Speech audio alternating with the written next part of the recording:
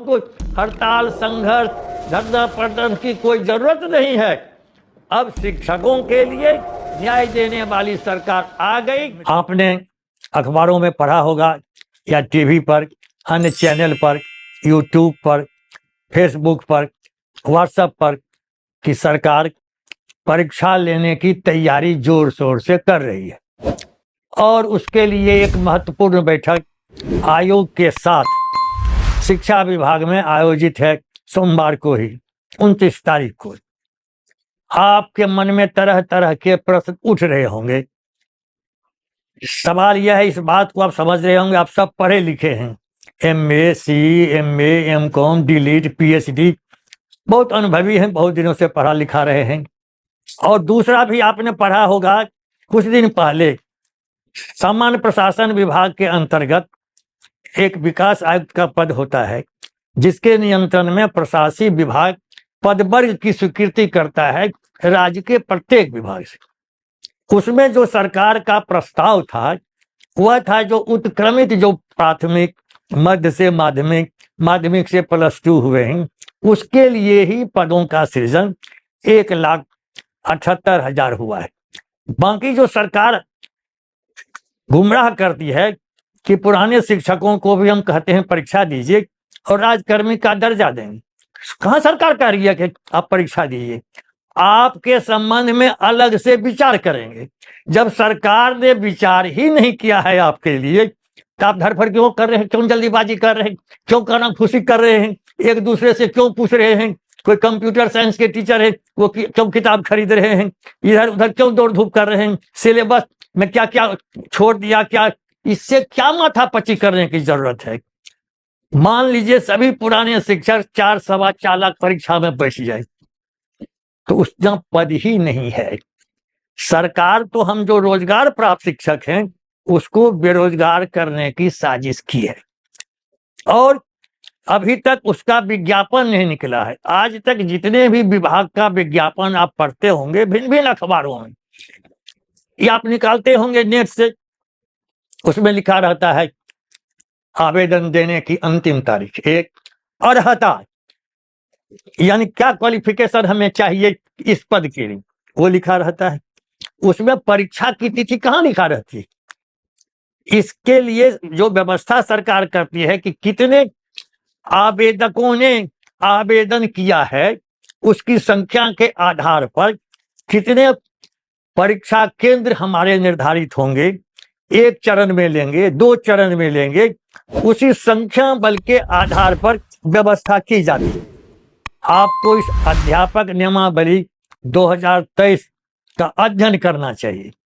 इसमें जो कंडिका 7 है और कंडिका 8 है उसको फिर से एक बार पढ़िए। उसमें स्पष्ट लिखा है कि आप कंडिका 7 में जो नियुक्ति की प्रक्रिया उपबंधित है आप भी पात्र होंगे, लेकिन पंचायती राज में कार्यरत शिक्षकों के लिए सरकार अलग से नियम बनाएगी। आज तारीख 27 बीत रही है, यानी 3-4 दिन के बाद महीने का अंत होगा।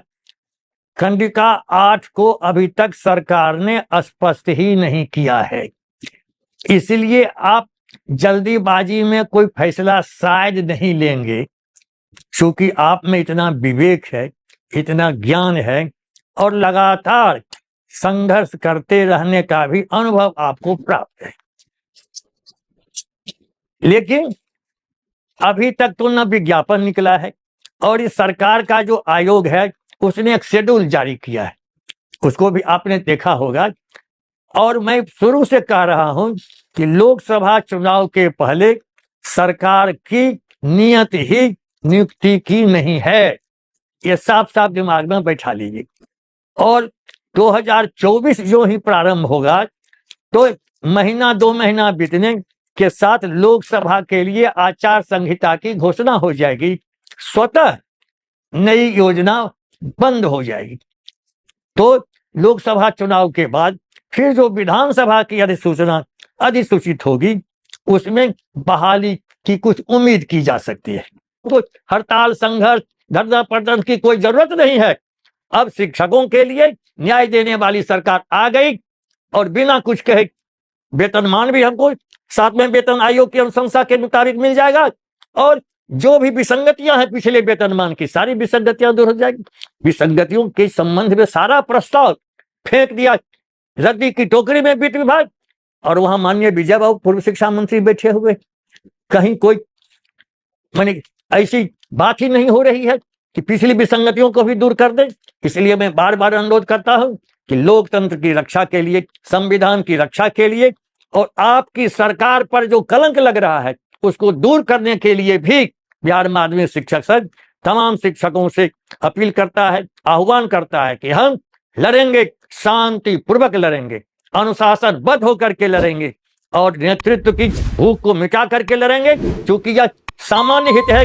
एक ही मांग है, ये राज्य सरकार से एकमात्र मांग हमारी है, तमाम शिक्षकों को सरकारी वेतनमान और सरकारी दर्जा दो, एकमात्र है मांग हमारी। सभी शिक्षक को करो सरकारी। इन्हीं शब्दों के साथ अभी तक के किए गए संघर्ष के लिए बधाई, धन्यवाद और आपके जज्बा को सलाम करते हैं। आने वाले संघर्ष की तैयारी में एकताबद्ध होकर के जुटेंगे, इसी आशा विश्वास के साथ हम आपसे विदा लेते हैं।